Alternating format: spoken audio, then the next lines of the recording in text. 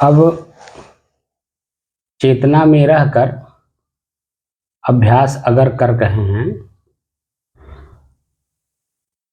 तो तीन चीजें स्पष्ट हो रही हैं कि नहीं? हो रही हैं। और ये कितनी देर तक टिकती हैं तीनों? बीच में आलस्य, निद्रा, जम्हाई कोई व्यवधान तो नहीं उत्पन्न कर रहे हैं? नहीं, कोई व्यवधान नहीं करते। अगर आलस्य, निद्रा, जम्हाई व्यवधान नहीं डाल रहे हैं और चेतना में रह करके तीन चीजें स्पष्ट हो रही हैं जी, दृश्य, साधन और मैं, जी, तीन चीजें हुआ जी, तो स्पष्ट हो रहा है कि नहीं? स्पष्ट हो रहा है।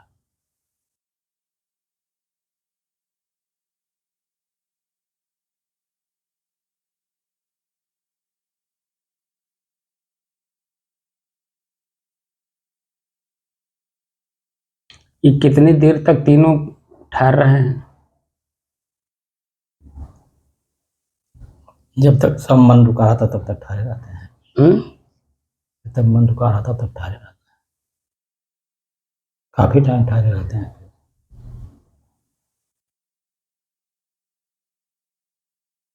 तीनों का स्थिरता जी, जब लंबे समय तक होने लगेगा तब भौं जाते हैं फिर। तब तब भौं जाते हैं फिर। बौड़ जाते हैं, मन बौड़ जाता है। मन भौं जाता है। ये तीनों तो अपने जगह पे ही हैं। मन इनको छोड़ करके अन्य दिशाओं में जाने लगता है। जी, ये ना फिर घुमा करके ले जाते हैं। जब बार बार घुमा करके ले आएंगे क्योंकि अभ्यास तो इसने बाहर कर लिया है ना, मन ने। जी, जी, बहिर्गत हो गया है। बहिर्गत होने से अंतर्मुख करने में बड़ा परिश्रम कराता है। जी, इसीलिए गुरु के सानिध्य में रह करके करना पड़ता है, क्योंकि मन इतना चंचल चलायमान है तो बच्चे की जैसा है। कब क्या सोचेगा, क्या बोलेगा, क्या खाएगा, क्या करेगा, कुछ पता नहीं। लेकिन जब हम किसी के सानिध्य में अभ्यास करते हैं तो भले डर बस, भय बस रुकता है, लेकिन धीरे धीरे धीरे अभ्यास करते करते मन अपनी जगह पे स्थिर होने लगता है। जी, और जैसे जैसे स्थिर होने लगता है वैसे वैसे वास्तविकता की गहराई में भी जाने लगता है ना? ठीक है, अच्छी है। जितना ही अभ्यास करेंगे आप ही के लिए फायदेमंद है। खूब अभ्यास करिए।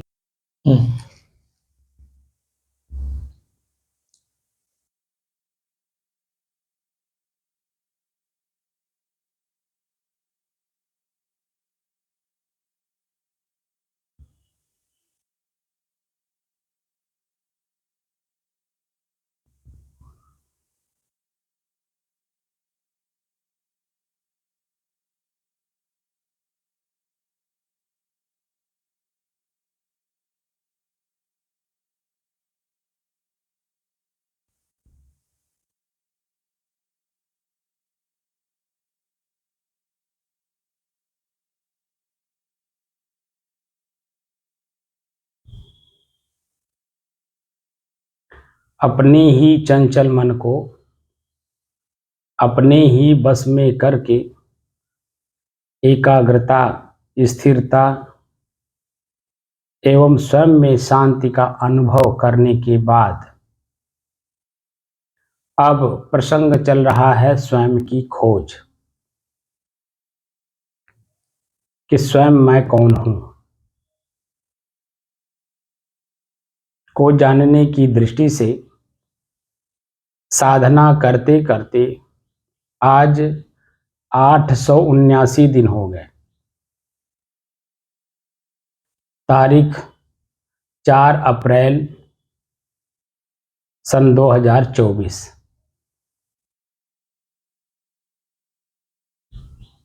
दिन बृहस्पतिवार, सायंकाल का समय।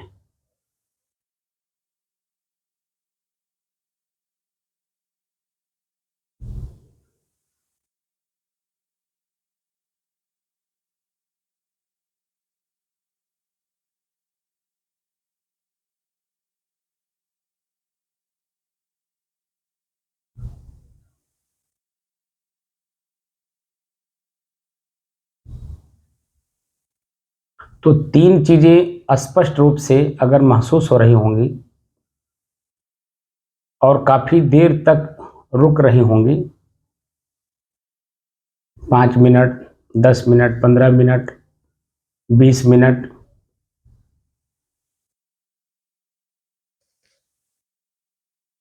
तो ये स्थिरता में आता है। जितना देर लगातार देखेंगे वो स्थिरता में आता है। और स्थिर व्यक्ति ही दाएं बाएं, ऊपर नीचे, आगे पीछे देख के काम करता है। जो स्थिर व्यक्ति नहीं है वह दाएं बाएं, आगे पीछे, ऊपर नीचे देख के काम नहीं कर पाता है, क्योंकि मन चंचल है। और चंचलता भय का कारण भी बनता है। मन भयभीत रहता है तो भी चंचल रहेगा, और अगर चंचल है तो उसमें भय अपने आप व्याप्त रहता है।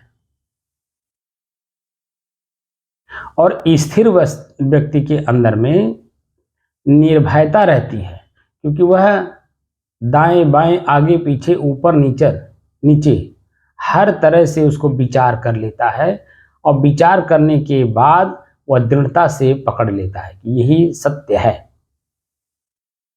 और ये जो सत्यता है वो अपने आप आपको निर्भयता प्राप्त कराता है। आपको अलग से निर्भयता लाने की जरूरत नहीं होती है कि सत्य है तो सत्य है। तो सत्य क्या है? ये तीनों दृश्य भी ओझल हो जाते हैं। मन इधर उधर क्यों दौड़ता है? जब दृश्य, साधन और मैं, 3 चीजें हो गई जी। देख किससे रहे हैं इसको? इन तीनों को किसके माध्यम से देखा जा रहा है? अपने मन के द्वारा। क्योंकि मन बना भी कैसे बना? हमने बनाया। श्वास को दिखाया, श्वास हवा है, नाक साधन है, और मैं इन दोनों का जानने वाला। तो ये जो मैंने सांस बताया ये भी मन है, नाक बताया वो भी मन है, और मैं जो अपने आप को कह रहा हूं ये भी मन है।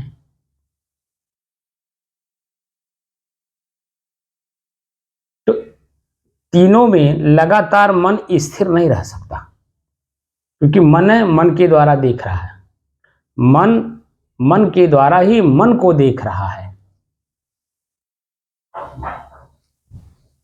साधन के द्वारा ही साधन को देख रहा है। साध्य नहीं दिखाई दे रहा।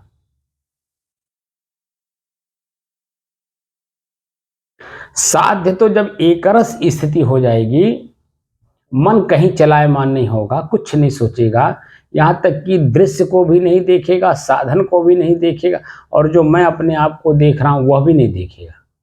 वह जो स्थिति होती है वो सत्य की होती है, वो स्वयं मेरा अपना है। वहां मन की कोई गति रहती ही नहीं है किसी भी तरह की। बार बार इसका मैं जिक्र कर रहा हूं कि जो नींद अवस्था है, नींद लेते समय बारीकी से जरा अध्ययन करिए आप लोग। जिस समय आप बिस्तर पे सोने जाते हैं, उस बिस्तर पर बैठने से पहले और घर में घुसने के बाद, बाहर से कहीं से भी आप आ रहे हो, किसी भी तरह से काम करके आ रहे हो, तो घर में घुसने से लेकर और बिस्तर पर जाने के पहले तक हम सबसे मिलते हैं, जुलते हैं, बातचीत करते हैं, खाते पीते हैं, सामानों को आंख से देखते हैं, उनकी भी बातों को हम अपने कान से सुनते हैं, सारा काम करते हैं। और सारा काम करने के बाद जब हम बिस्तर पर जाते हैं तो सबको बाय बाय करके सोते हैं। सबको धन्यवाद दे करके सोते हैं। जो चिंतनशील व्यक्ति है वह सबको धन्यवाद दे करके आंख बंद करता है, क्योंकि जानता है कि सुबह मेरी आंख खुले ना खुले। इसीलिए सबको प्रसन्न मुद्रा में करके और स्वयं प्रसन्न मुद्रा में रहकर शांत भाव से बस धीरे धीरे धीरे आंख बंद करता है और मन स्थिति जितनी भी चलायमान रहती है सबकी गति को पकड़ते हुए अंदर अपने अवचेतन अवस्था में चला जाता है। चेतनावस्था में नहीं, चेतनावस्था में रहेगा तो नींद नहीं आएगी, तो धीरे धीरे धीरे अवचेतन अवस्था में चला जाता है। तो अवचेतन अवस्था में रहने पर कि शरीर में मैं रहता हूं लेकिन शरीर का ज्ञान नहीं रहता। शरीर में रहते हुए भी अपने ही शरीर का ज्ञान नहीं रहता है, यह है अवचेतन अवस्था। और शरीर में हम हैं और मन जागृत है, आंख देख रहा, कान सुन रहा है, हाथ पैर चल रहे हैं, मुंह चल रहा है, जीभ हिल रही है, तो ये चेतना अवस्था है। और निद्रा अवस्था अवचेतन अवस्था है। वहां आपको अपने शरीर का किसी भी प्रकार का ज्ञान रहता है नहीं। लेकिन कोई अगर जगा रहा हो, आवाज लगाएगा तो कान तक नहीं जाएगा, यानी कान से सुनने की क्षमता हमारी वहीं रह जाती, कान तक। हम कान से ऊपर उठ जाते हैं, वो बुलाता रहे हम सुनते नहीं। लेकिन जब वो हाथ से हमारे शरीर को टच करता है, हिलाता है, तो धीरे धीरे फिर हम आ जाते हैं कि नहीं जी। फिर चेतना में आकर के पूछते हैं भाई क्या बात है, क्यों हमें जगा रहे हैं, ये प्रश्न होता है कि नहीं। और वहीं से आपकी चंचलता बढ़ती है, क्योंकि वो जो अपना उत्तर देता है, क्योंकि आपने पूछा कि क्यों जगाया हमने, हमें क्यों आपने जगाया, तो वो अपने इस प्रश्न का उत्तर देता है, हम इसलिए जगाए। तो आगे का कहानी तो पता नहीं है, इसीलिए उसी में हम लोग उलझकर फिर चंचलता के कारण जो नींद अवस्था है यानी शांत अवस्था हमारी है, वो चंचल अवस्था में बदल जाता है। अब पुनः जब तक आपको नींद नहीं आएगी तब तक आपका कान सुनता रहेगा, आंख देखता रहेगा, पैर चलता रहेगा, हाथ कुछ ना कुछ करता रहेगा, जीभ कुछ ना कुछ बोलती रहेगी, या मुंह कुछ ना कुछ चबाता रहेगा, खाता रहेगा। तो ये चंचलता का कारण है। तो प्रकृति में उलझ गए। फिर हम जो आपको बता रहे हैं प्रकृति से परे जाने वाली बात बता रहे हैं, और अभी तक ले हम लोगों ने जो कार्य किया वो प्रकृति में उलझन वाला काम किया हमने। और ये हमारा शरीर, हमारे शरीर के जो पार्ट्स हैं, हम लोग जिसको इंद्रियां कहते हैं, हाथ पैर आंख नाक कान जीभ, इनका प्रयोग ही करते रहे, प्रयोग ही करते रहे, और यही हमें चंचल बनाए हुए हैं। अब इनका प्रयोग करना हमें बंद करना है। और ये बात मैं ही नहीं कह रहा हूं, गीता के अंदर भगवान कृष्ण ने भी इस बात का जिक्र किया है कि 10 द्वाराणि संयम्य, 10 इंद्रियों को संयमित करो। रास्ता जब चला जाता है तो संयमित करके यानी सावधानी और सतर्कता के साथ प्रयोग किया जाता है पैर का, आंख का, जीभ का। तो आपकी मंजिल और मंजिल पर मिले हुए व्यक्ति, स्थान, वस्तु सब आपके हित में काम करते हैं। लेकिन जैसे ही आपके क्रिया में, किसी भी इंद्रिय की क्रिया में जरा सा भी बदलाव होता है तो वही जो समर्थन में आपके थे वही आपकी विपरीत हो जाते हैं। तो कुल मिलाकर के हमें अपनी ही सावधानी के साथ व्यवहारिक कार्य भी करना पड़ता है, और अपनी ही सावधानी के साथ मुझे अपने आप तक भी जाना है कि मैं कौन हूं। ये मन वहां तक जाने नहीं देता है, और अपना ही मन है हमारे पास ही रहता है 24 घंटा, और हमें अपने आप को जानने नहीं देता, और जो मन है वही कहता मैं ही तो हूं। तुम कौन हो? एक सामान्य आदमी के ऊपर उसका मन ही उस पर हावी है, और साधक के ऊपर भी उसका मन उस पर हावी हो, तो एक सामान्य आदमी में, एक साधक में क्या विशेषता रह जाएगी?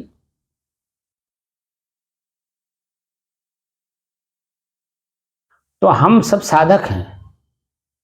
हमारा मन, हमारी इंद्रियां, हमारा शरीर हमारे बस में होना चाहिए। हम जो भी कार्य करें शांत मन से करें, स्थिर मन से करें, एकाग्र मन से करें। तो व्यवहारिक पक्ष हमारे अनुकूल होगा, मन प्रसन्न रहेगा, शरीर प्रफुल्लित रहेगा, रोगी नहीं बनेगा, मन भयभीत नहीं होगा, जिसके कारण अन्य जो बीमारियां गंभीर हो रही हैं वो मन के भयभीत होने से ही हो रही हैं। मेरा जो ये उद्देश्य है मनुष्य के बीच में अपनी साधना का सहज रूप से प्रयोग कराने का, ये उद्देश्य मेरा यही है कि वर्तमान समय में हमारे अपने ही समाज में लोगों में इतनी मानसिक हवस बढ़ गई है कि वह भयभीत हो रहा है। अब भयभीत होने के कारण ही 6 चीजें वो प्राप्त कर रहा है जो उसके अपने लिए ही घातक है।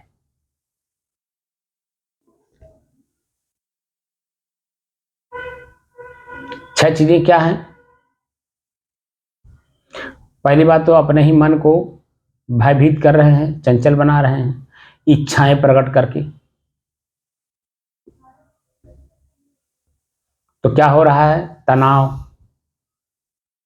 तनाव के कारण ब्लड प्रेशर बढ़ रहा है। ब्लड प्रेशर के अलावा शुगर, शुगर के अलावा blood sugar, heart attack, brain haemorrhage, और छठवां है सुसाइड।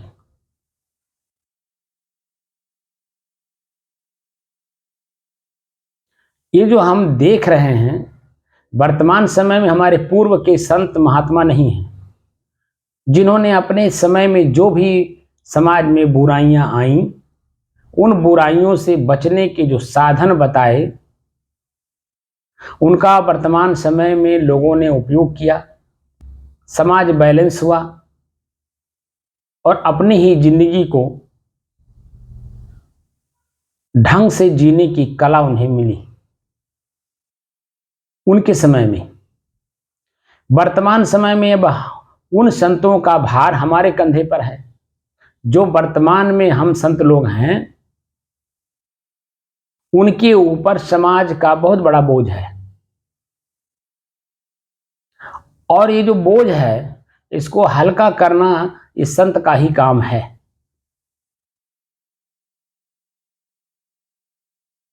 संत जब चिंतन करता है तो उसमें चिंतन में ही सॉल्यूशन मिलता है, चिंता में सॉल्यूशन नहीं मिलता है। मन भयभीत होता है, चंचल भी होता है, भयभीत भी होता है, लेकिन चिंतन में मन प्रफुल्लित होता है, हल्कापन लगता है और निरोगी काया होती है, और निरोगी काया में ही रह करके हम समाज के प्रत्येक झंझावातों से मुक्त होकर चिंतन करते हुए जो समाज में बुराई आती है उस बुराई का हम सॉल्यूशन निकाल ले जाते हैं।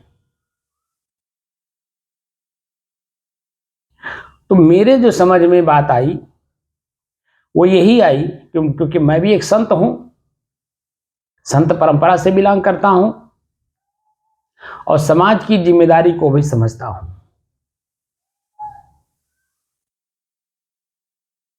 इसलिए अपने पद पर रहते हुए मेरा जो कर्तव्य बनता है और मैं जो समाज के लिए कुछ कर सकता हूं, उस दृष्टि से मैंने ये काम शुरू किया, क्योंकि ये मेरे अलावा कोई कर नहीं सकता। यानी संत के अलावा ये कार्य कोई नहीं कर सकता है। विद्वान नहीं कर सकते, समझदार नहीं कर सकते, धनवान नहीं कर सकते, सिर्फ कर सकता है तो संत ही कर सकता है और कोई नहीं कर सकता। और संत की महिमा इसीलिए समाज में फैली कि समाज में संत त्यागी होते हैं, लोगों के बीच में रहते हुए भी वो त्याग भाव से रहते हैं, सबके बीच में रहते हुए भी वो नहीं भी रहते हैं, इसलिए कि वह एक सॉल्यूशन अपने जीवन में धारण किए हैं, बुराइयों से मुक्त होने का उपाय। और वह उपाय है सिर्फ त्याग। और त्याग खाली दिखावा नहीं होता है, वो भीतर से होता है। त्याग का मतलब होता है कि हमें जितनी आवश्यकता है उतनी ही ग्रहण करना, उसके अलावा हमें संग्रह नहीं करना है। क्योंकि जैसे ही कुछ भी हम एक समय से दूसरे समय का भोजन, वस्त्र, आवास या कुछ भी हम संग्रह करने की कोशिश करते हैं, मन हमारा भयभीत होता है और उसी में लग जाता है, उससे ऊपर उठ करके चिंतन नहीं कर पाता। और जब तक ऊपर उठ करके चिंतन नहीं करेगा, जो मैं 3 चीज बताया हूं अभी, दृश्य, साधन और मैं, इसका अनुभव कैसे करेगा?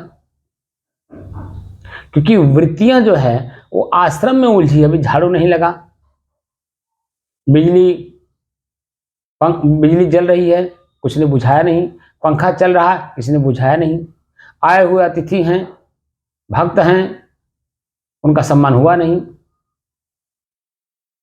इस तरह से उलझनों में उलझा रहता है मन। और जब उलझनों में आप भी उलझे रहेंगे तो एक सामान्य व्यक्ति में और आप में क्या अंतर रह जाएगा?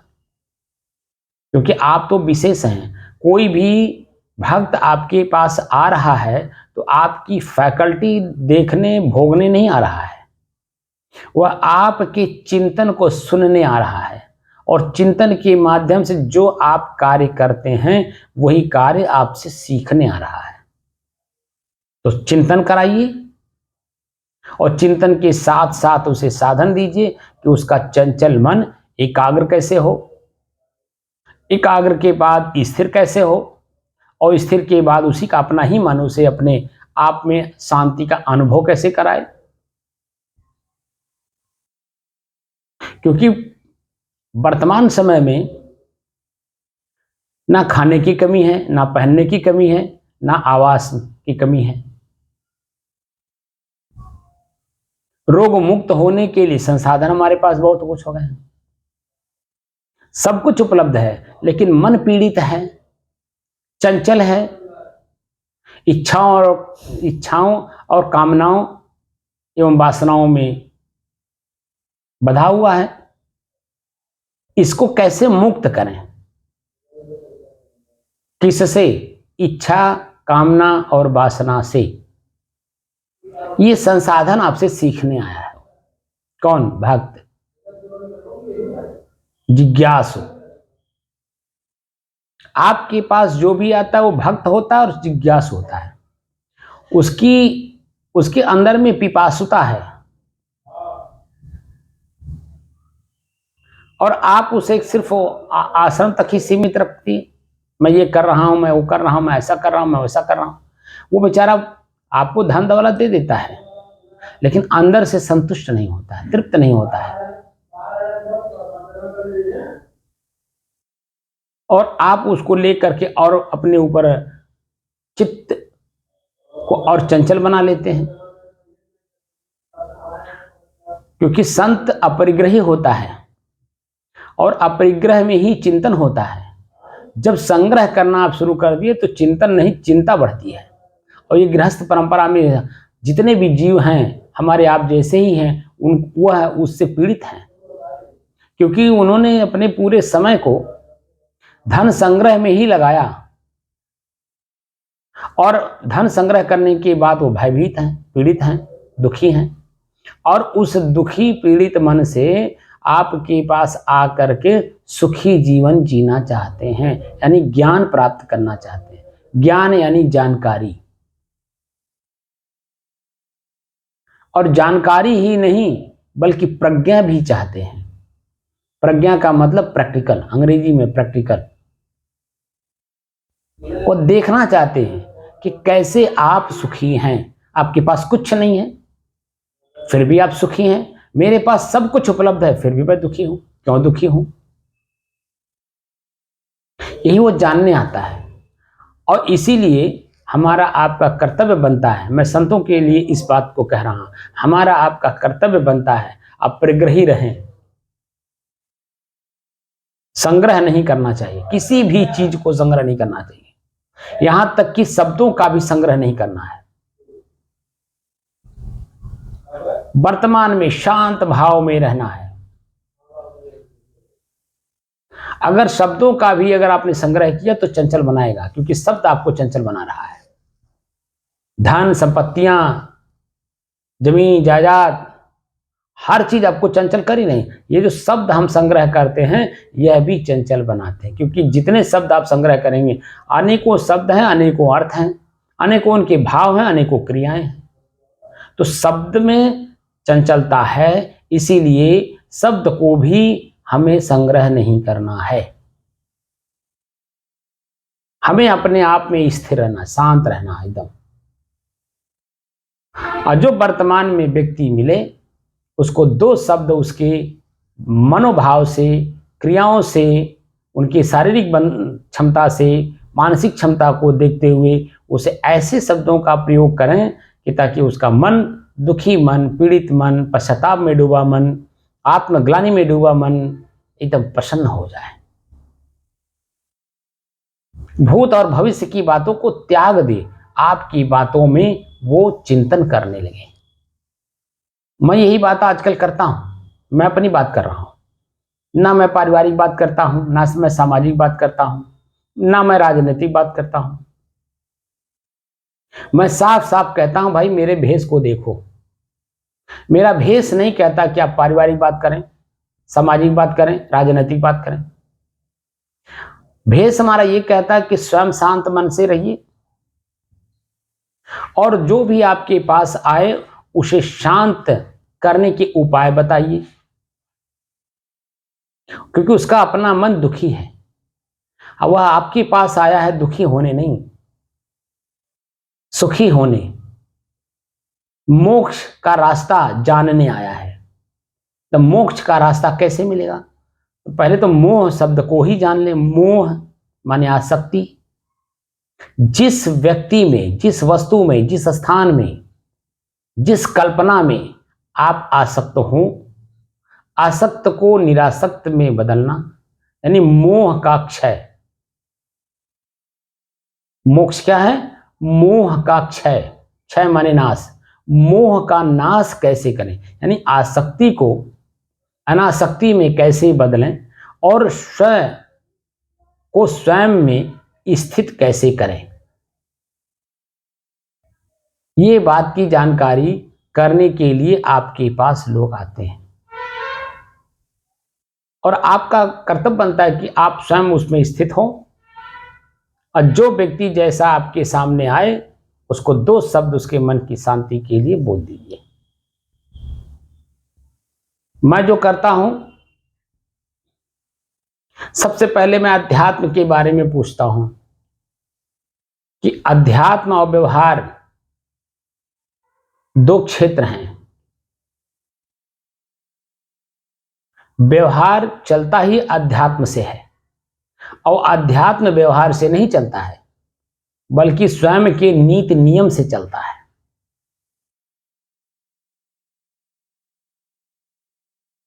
व्यवहार चलता है अध्यात्म से, लेकिन अध्यात्म व्यवहार से नहीं चलता है, वह स्वयं के नीति नियम से चलता है। इस बात की जानकारी कैसे हो?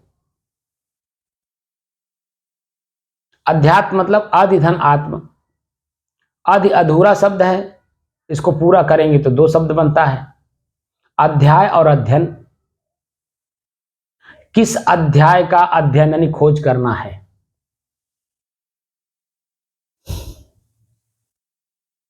उसी में लिखा आत्म। आत्म शब्द क्या कह रहा है? स्व, स्वयं, मैं और निज, अर्थात स्वयं मैं कौन हूं। तो व्यवहार को त्यागे बिना हम अपने आप को कैसे जान पाएंगे, क्योंकि उसका अलग नीति नियम है।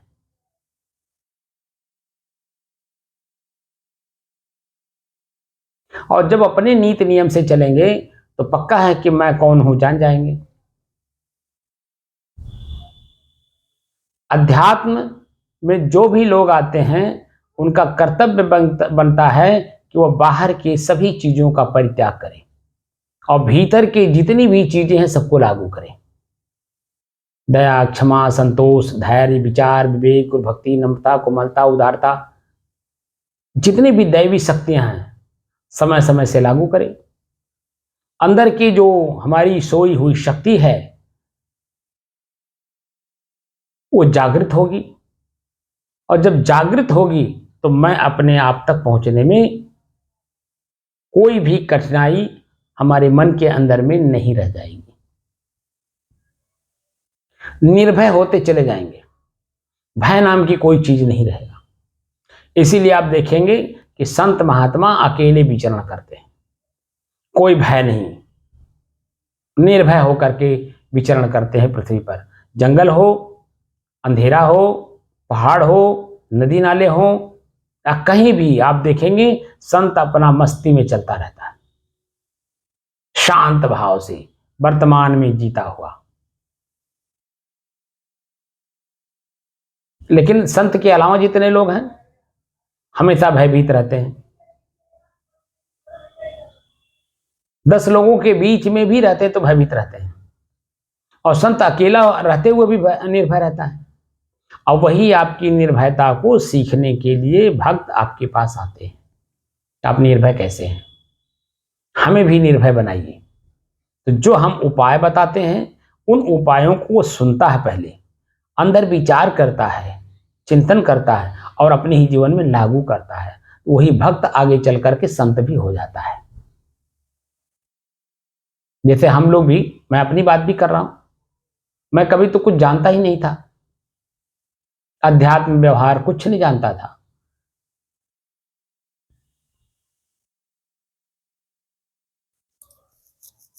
माता जी की वजह से हम मंदिर में जाते थे, कथा सत्संग सुनते थे। सदग्रंथ वगैरह कुछ पढ़ने को नहीं हमको मिला कभी, लेकिन कथा सत्संग में, तीर्थ में, मंदिर में माता जी हमारी जाती थी तो हमको भी साथ ले जाती थी। उन सब चीजों को हमने जो देखा, जाना, समझा, धीरे धीरे धीरे मेरे अंदर में स्वयं में प्रश्न उठा। और एक घटना मेरे साथ जो हुई, मैं 4 या 5 साल का था उस समय में, कि मेरे ही सामने एक बुढ़िया का शरीर छूटता है। अब वह बुढ़िया माई मेरे साथ एक अच्छा व्यवहार करके 1 घंटा पहले मेरे ही शरीर में मिट्टी लगा हुआ था। हम लोग बच्चे खेल रहे थे तो मिट्टी लगेगा ही, स्वाभाविक बात है। मिट्टी को साफ की, मुंह धोई, भेली खिलाई, पानी पिलाई, और उसके बाद हम लोगों को खेलने के लिए छोड़ दी। और जैसे ही हम बच्चे खेलने के लिए एकदम बिल्कुल मशगूल हो गए, मतलब लीन हो गए खेलने में, वैसे ही 1 घंटे बाद देख रहा हूं कि रोने की आवाज आ रही है। रोने की आवाज सुनते ही हम बच्चे वहां दौड़ करके गए। क्या हो रहा, क्यों रो रहे हैं, एक प्रश्न होता है मन में, कौन रो रहा है, क्यों रो रहा है। तो जा करके जो हमने देखा, वही बुढ़िया माई लेटी पड़ी है। ना उसके आंख काम कर रहे हैं, ना हाथ काम कर रहे हैं, ना पैर काम कर रहे हैं, ना पेट हवा ले रहा है, उन्हें नीचे ऊपर हो रहा है, कुछ नहीं, कोई क्रिया नहीं शरीर में हो रहा है। अब मैं उसके शरीर पे बैठ करके कह रहा, माई उठ, माई उठ, और अब पब्लिक देख रही है। अब मुझे क्या मालूम ये बुढ़िया माई को क्या हुआ है। मैं उसको जगा रहा हूं लेकिन वो जग नहीं रही। फिर मुझे लोगों ने पकड़ करके अपने गोद में उठा लिया और सारी क्रियाओं को मैंने अपने आंख से देखा। चिट्ठी बांधते हुए, रोते हुए, उनके साथ जो और क्रियाएं होती हैं, और शमशान घाट तक मैं उसके साथ गया और पास में बैठ करके मैंने उसे देखा। इसका बाल जल गया, इसका चमड़ा जल गया, हाथ जल गया, मुंह जल गया, चेहरा जल गया, सब कुछ देख रहा हूं तटस्थ होकर के। अब वो मेरे अंदर में एक जिज्ञासा पैदा किया, आखिर इस शरीर में कौन था। अभी 1 घंटा पहले इसका हाथ, इसका आंख, नाक, कान, हाथ, पैर सब कुछ चल रहा था। मुझे उठा करके इसने गुड़ खिलाया, मेरा मुंह धोया, मेरे शरीर में जो मट्टी लगा हुआ था उसको झाड़ा, मुझे खिलाया, और वही हाथ न हिल रहा है, ना आंख देख रहा है, ना कान सुन रहा है, ना पैर चल रहा है, तो था कौन इसमें? वो मेरे अंदर में एक जिज्ञासा पैदा किया और उसी को मैं जानने के लिए बेताब था। धन्य है वो संत जिनका मुझे सानिध्य मिला और मैंने अपने आप को जानने की कोशिश की।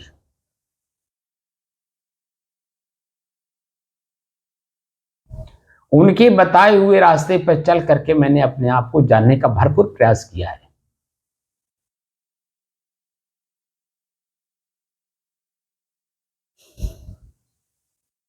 और वो जो मुझे जानकारी हुई है वो कोई मौखिक रूप से नहीं है,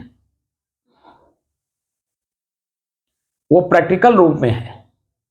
साक्षात मैं भीतर से अपने आप का दर्शन करता हूं, और वही मैं अपने आप का जो दर्शन करता हूं, जिन जिन साधनों से मैं अपने आप को जाना हूं, और आज भी मैं अनेकों साधनों को जानने की प्रयास भी करता हूं कि कैसे कैसे लोगों को भी उनको बता करके धीरे धीरे अपने तक पहुंचाया जाए।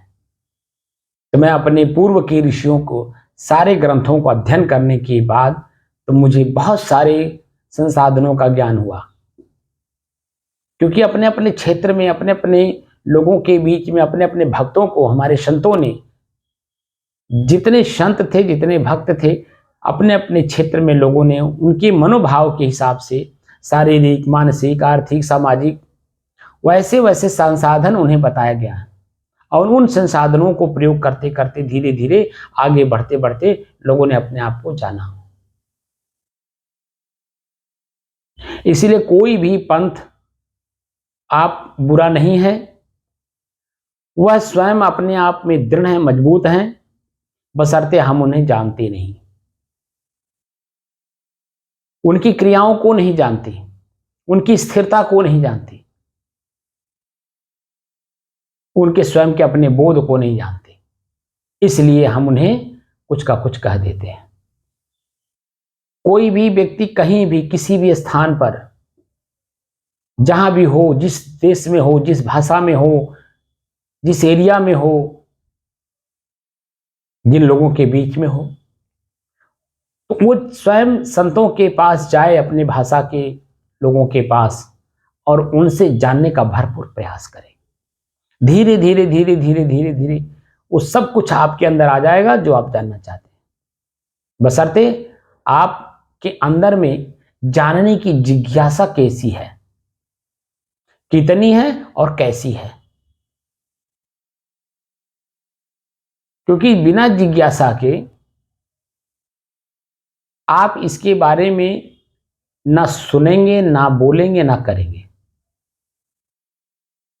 इसलिए जिज्ञासा स्वयं में पैदा करिए कि मैं कौन हूं। जब मैं कौन हूं को जिज्ञासा होगा तो धीरे धीरे धीरे धीरे जान जाएंगे। और यही बात मैं लोगों के बीच में मैं स्वयं डालता हूं कि ये जो शरीर है, ये शरीर मैं हूं या ये शरीर मेरा है। अध्यात्म में मेरा यही पहला प्रश्न होता है, अध्यात्म को बताने के बाद, कि ये जो शरीर है, ये शरीर मैं हूं या ये शरीर मेरा है। तो जो बहुत ज्यादा ज्ञानी लोग हैं, हमसे भी यानी संतों से भी ज्यादा स्मार्ट अपने आप को बनते हैं, तो वो कहते हैं ना ये शरीर मैं हूं ना शरीर मेरा है। और जो कि मैं दो में से एक पूछ रहा हूं, ऑप्शन भी दे रहा हूं कि ये शरीर मैं हूं या मेरा। अब यहां तीसरा कहां से आ गया? दो ही पहले जान लीजिए, ये शरीर मैं हूं या मेरा, क्योंकि यहीं तक सीमित नहीं रहेगा, इसके आगे भी प्रश्न है। अभी पहले एक प्रश्न को सॉल्व करिए, ये शरीर मैं हूं या मेरा। तो जो लोग कहते हैं कि ये शरीर मैं हूं, तो उनसे मेरा व्यक्तिगत प्रश्न हो जाता है कि हम झूठ कहाँ नहीं बोलते। तो चिंतन में लग जाते हैं कि झूठ तो सब जगह बोलते हैं, कौन सा ऐसा जगह है जहां नहीं बोलते। तब मैं उनको उत्तर देता हूं कि आप अपने परिवार के साथ झूठ नहीं बोलते। तो उसका उत्तर हमें देते हैं कि महाराज जी परिवार में सबसे ज्यादा झूठ बोला जाता है। तो मैं उसका सॉल्यूशन देता हूं कि जैसे मेंढक, आप तसला रख लीजिए या खांची रख लीजिए। खांची समझते हैं, लकड़ी का बना हुआ छिछला रहता तसले की तरह। खांची ना समझिए तो तसला समझ लीजिए, या थाली रख लीजिए। थाली में एक मेंढक को पकड़ के लाइए, रखिए, और दूसरे मेंढक को पकड़ने जाइए। एक को पकड़ के लाके थाली में या तसला में आपने रखा, दूसरे को पकड़ने गए, तब तक ये छटक करके दूर चला गया। उसको जब तक लेकर के आप आएंगे यहां तो उसको पाएंगे ही नहीं, तो उसको लाके इसमें रखेंगे, फिर उसको पकड़ने गए जो छटका है, वो उसको जब तक पकड़ करके आप यहां लेके आई तब तक ये छटक गया। तो परिवार मतलब एक तसला है, एक थाली है, और इसमें जीवों को बांधने की कला होती है। तो जीवों को बांधने के लिए उनके साथ जो व्यवहार किया जाता है वो झूठ नहीं होता है।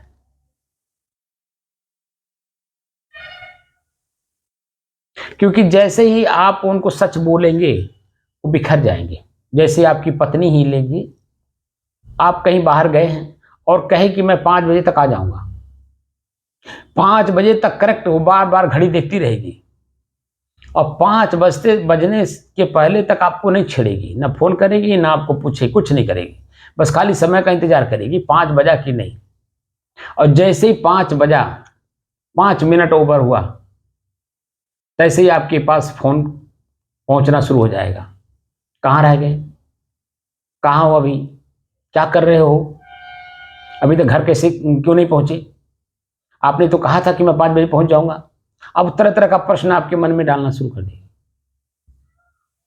अगर वहां आपने सच बोल दिया, झूठ में भी सच बोल दिया उसके मनोनुकूल, कि मैं किसी के साथ पिक्चर देखने गया था, बस कौन था वो, किसके साथ गए थे, हमें क्यों नहीं ले गए, अब वो तरह तरह का प्रश्न उठने लगेगा।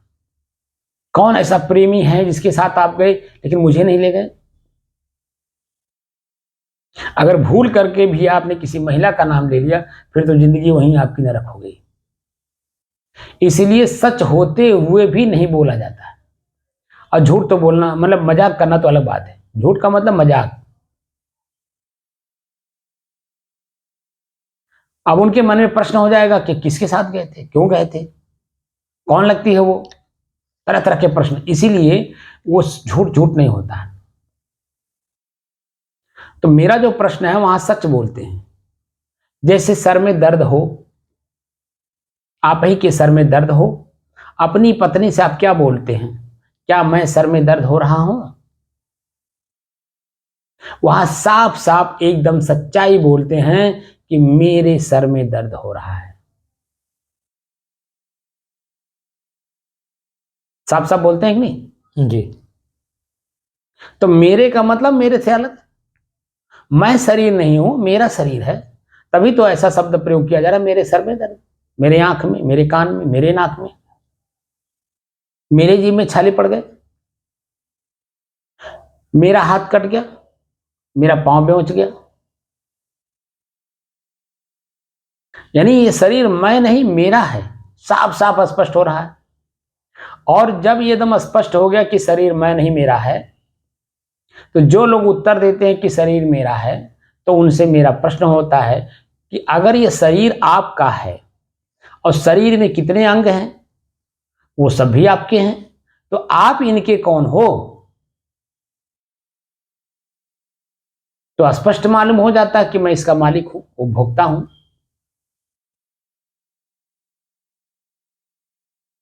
ये संसाधन है किसी साध्य को प्राप्त करने के लिए।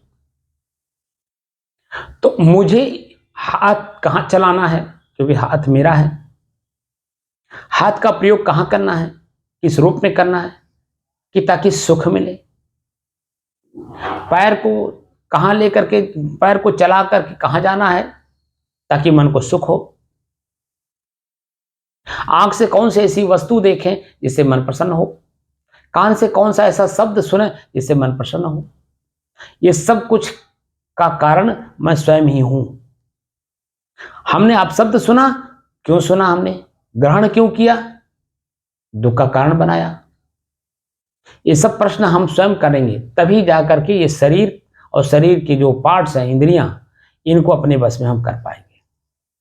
और इनके द्वारा किया हुआ कार्य जो पहले में हो चुका है उसका निराकरण भी अब यहीं से शुरू होगा। तो ये शरीर मैं नहीं मेरा है, तो मैं इसमें कौन हूं और इसी शरीर में मैं कहां रहता हूं, देखने में कैसा लगता हूं, मैं दिखाई देता भी हूं या नहीं, अगर दिखाई देता हूं तो किन संसाधनों से, क्या इस आंख से मैं देखा जा सकता हूं, क्या इस कान से सुन करके मैं अपने तक जा सकता हूं। सबको बंद करने के बाद तब कबीर साहब ने सहज भाव में कहा, दसहूं द्वारी तारी लावे तब दयाल के दर्शन पर। दयाल माने में स्वयं, स्वयं का दर्शन तब होता है जब दसों द्वारों को बंद करेंगे। तारी मतलब बंद करना होता है, इनकी क्रियाओं को बंद करेंगे, फिर अपने अंदर में जाइए, फिर देखिए आपका अपना स्वयं का अनुभूति अपने आप में होती है या नहीं, स्वयं में स्वयं स्थित होता है कि नहीं। सब कुछ संभव है, बशर्ते लगन कितनी है, जिज्ञासा कैसी है।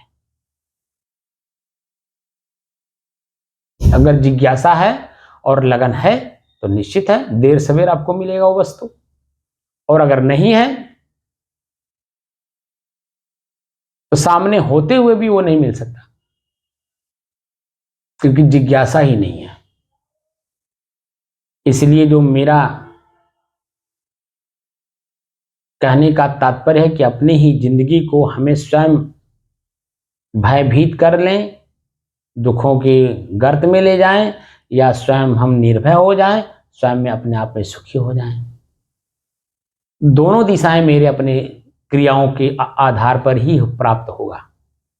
स्वयं मैं जैसा करता हूं हमारा मन चंचल वैसी होता है, हम क्रिया करेंगे ही नहीं तो मन चंचल होगा ही नहीं। तो मन जहां पे है वहीं पर अपना स्थिर रहेगा, और स्थिरता ही हमारी अपनी संपत्ति है। चंचलता हमारी संपत्ति नहीं है, वो संपत्ति प्रकृति की है।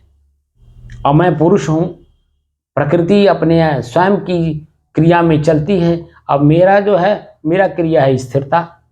स्वयं को स्वयं में स्थिर किए बिना हम प्रकृति में दुख ही भोगेंगे,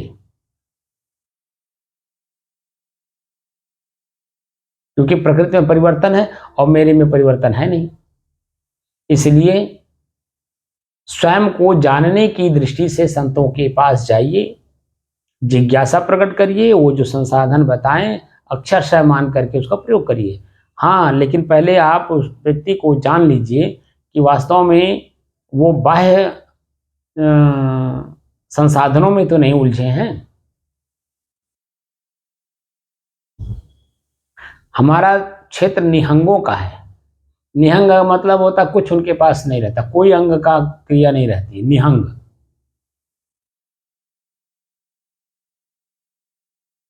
विशेष रूप से रहते हैं एकदम शांत भाव में।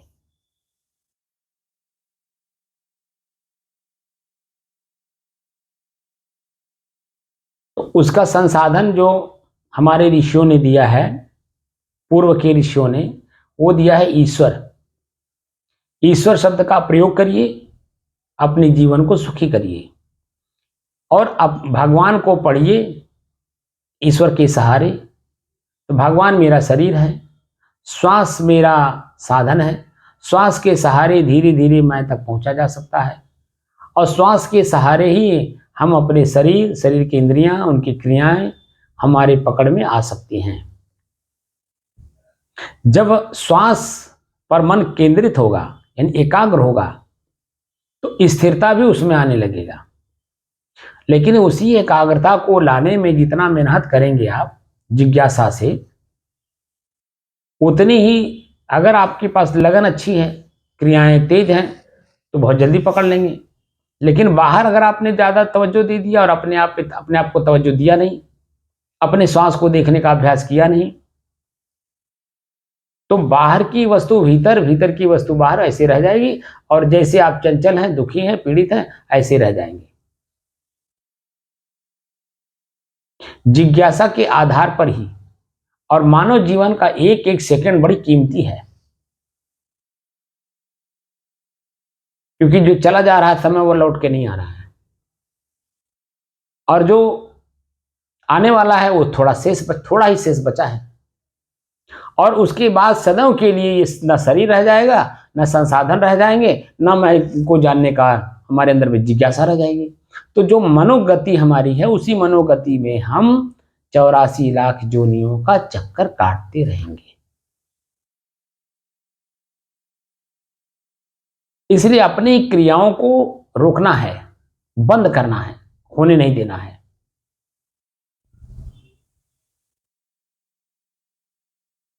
जितना ही क्रियाएं आपकी रुकेंगी, बंद होंगी, उतने ही मैं तक पहुंचने में आसानी होगी। बाहर की क्रिया बाहर रोकना है, और भीतर की क्रिया भीतर रोकना है।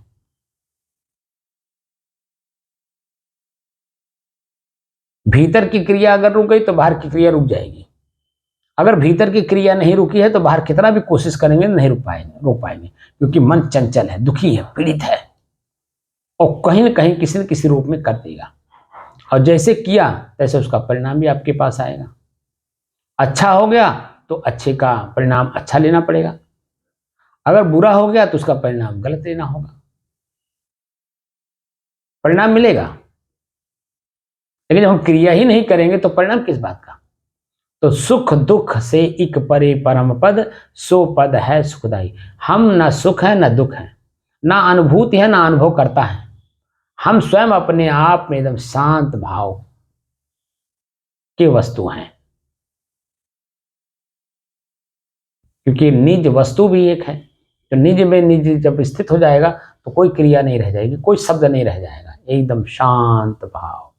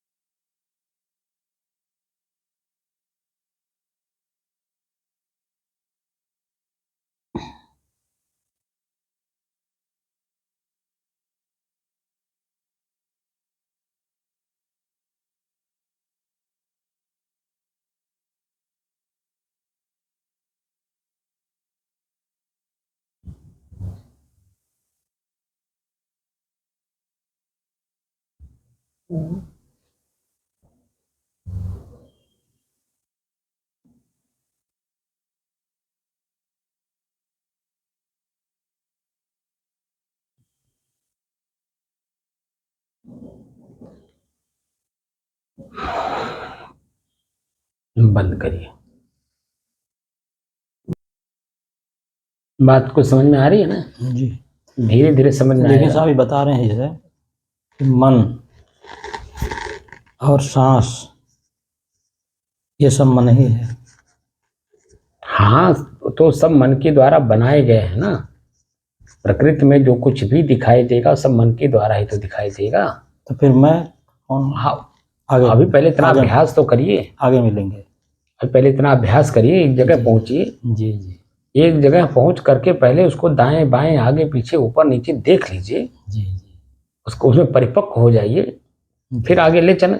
जी। लखनऊ जाना है, अभी अयोध्या पहुंचे ही नहीं। अयोध्या पहुंचिए, वहां देखिए दाएं बाएं आगे पीछे ऊपर नीचे, क्या यही अयोध्या, यही लखनऊ तो नहीं है? ये कंफर्म कर लीजिए कि नहीं अयोध्या, अयोध्या है ये, लखनऊ नहीं है। फिर आगे हम ले चलें आपको। जी जी पहले जी अयोध्या देख लीजिए, जी समझ में बात आई? जी। हाँ, अयोध्या जब जान जाएंगे तो आगे की भी क्रिया मालूम हो जाएगी। साहेब बंदगी, साहेब साहेब बंदगी, साहेब बंदगी, साहेब।